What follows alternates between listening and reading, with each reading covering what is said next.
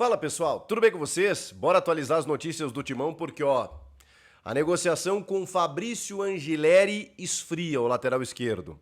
Tem lesão de um volante titular do Corinthians e um recado da torcida organizada. Também está definido aí o próximo adversário na fase de quartas de final do Campeonato Paulista. Chega mais, eu sou o Chico Garcia, inscreva-se no canal e vamos juntos.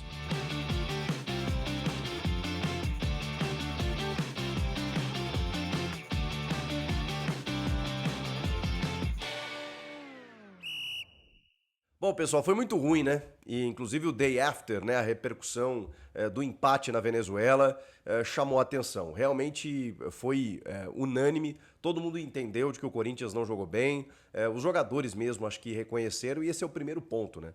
O técnico Ramon Dias na entrevista coletiva dizer deixamos de correr. Agora é explicar o porquê, né? Agora é entender o porquê o clube deixou de correr num jogo de pré-Libertadores. Mas ok, o primeiro passo é identificar que você errou.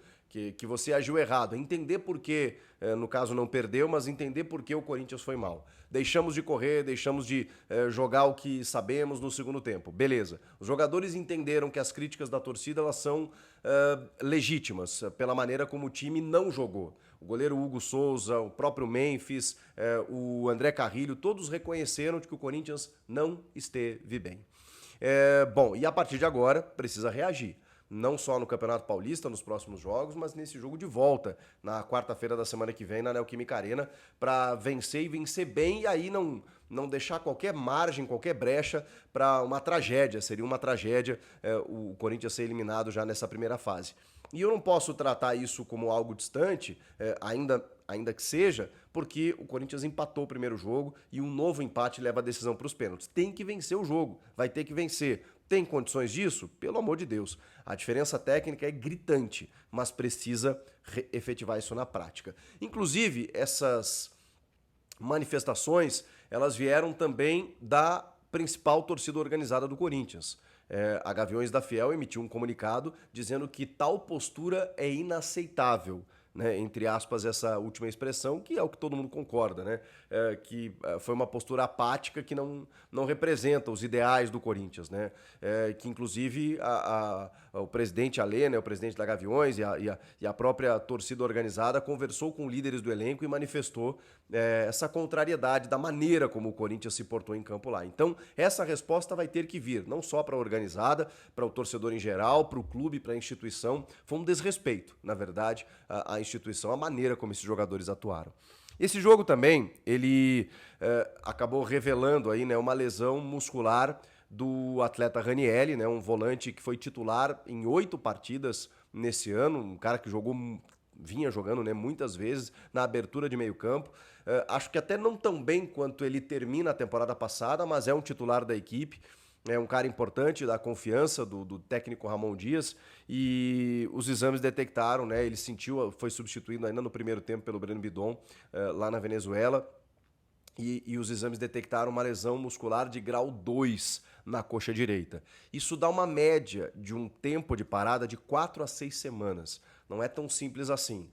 Né, a lesão muscular ela tem graus, né? No grau 1 ali, em 15 dias o cara está de volta, no grau 3 demanda alguns meses, grau 2 é uma lesão intermediária que não chega a ser uma ruptura de músculo e tudo mais, mas é uma lesão que exige um tratamento, né? Exige um cuidado, então 4 a 6 semanas ele deve ficar de fora. A vantagem é que o Corinthians tem muitos jogadores para essa função, ou para a função de meio campo, ele pode alterar o sistema tático, mas ele pode usar o Martínez por ali, ele pode usar o Rian, ele pode usar o próprio Alex Santana, ele pode usar o Breno Bidon, ele pode usar o André Ramalho num sistema de 3 zagueiros fazendo esse vai e vem, né, como um primeiro volante ou com a bola e um terceiro zagueiro sem a bola. Ele tem maneiras de poder suprir a ausência do Ranieri, eu acho que essa é a boa notícia, vai diante de uma lesão muscular de um titular da equipe, no caso o Ranieri. Falando de mercado, uma das situações mais preocupantes nessa temporada vem sendo a das laterais, né? A gente tem batido nessa tecla, tem falado inclusive que o Corinthians precisa ir ao mercado para resolver não só a lateral esquerda, como vinha fazendo, mas também a lateral direita. Não dá para depender apenas do Mateuzinho ou do Léo Maná. Não dá para depender apenas do Hugo ou do Matheus Bidu. Muito menos do Hugo, muito menos do Léo Maná. Se Mateuzinho e Bidu, que terminaram bem o ano, e a gente reconhece isso. Eles já não são soluções inquestionáveis. Vocês imaginem os reservas, que hoje, para muitos, ou para o Ramon, na esquerda, o Hugo até é titular da equipe, de uma forma meio inexplicável.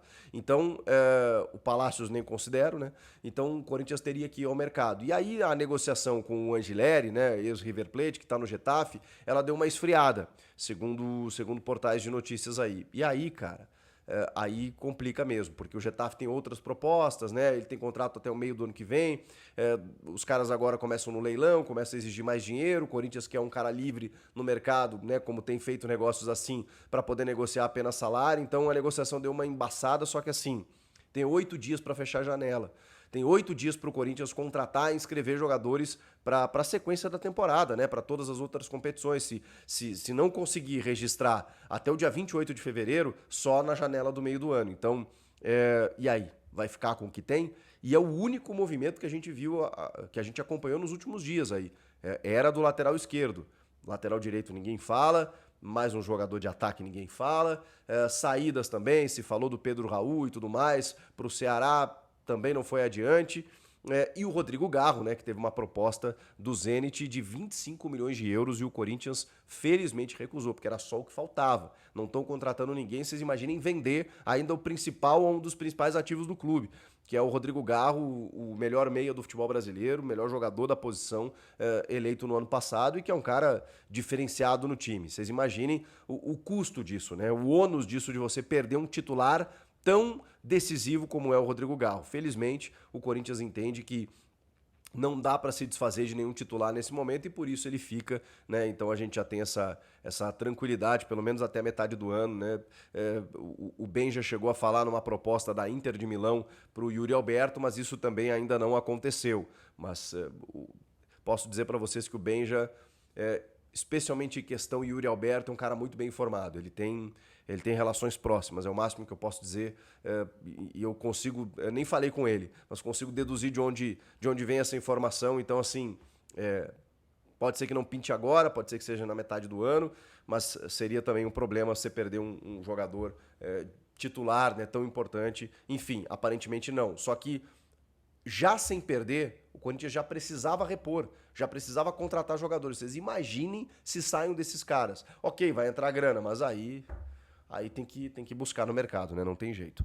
Pra gente terminar esse vídeo, tá confirmado o adversário das quartas de final, a gente já imaginava, será o Mirassol, com o confronto único das quartas de final acontecendo na Neoquímica Arena entre os dias 1 e 2 de março. Depende ainda da grade de televisão, né? Você tem várias emissoras com direitos e aí depende da configuração também das quartas, né? O Palmeiras pode ser que classifique, pode ser que não, e também isso pode mudar um pouco os confrontos, né? Aliás, a vitória do Palmeiras sobre o Botafogo de Ribeirão Preto, que determinou, né, que o Mirassol será o adversário do Corinthians na próxima fase. Então, nessa semana aí, entre dia 1 e 2, depois da fase eliminatória da Libertadores, né, depois da pré-Libertadores, na outra semana o Corinthians já tem essa decisão. Joga em casa, jogo único, terminando empatado vai para pênaltis, mas o Mirassol, que é uma boa equipe, inclusive de Série A do Campeonato Brasileiro, né, nesse ano, mas acho que o Corinthians tem condições de avançar até a semifinal.